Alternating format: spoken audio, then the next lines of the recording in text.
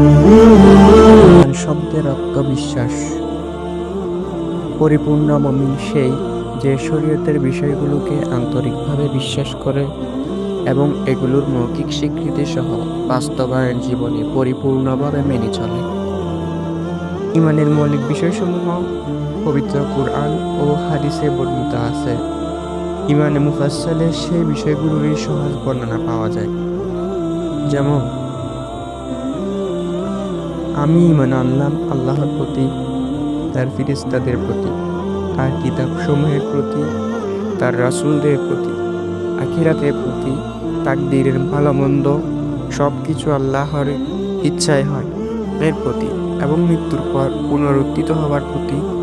উল্লিখিত মৌলিক বিষয়গুলোর প্রতি দৃঢ় বিশ্বাস ব্যতীত কখনো ঈমান পরিপূর্ণ হবে না।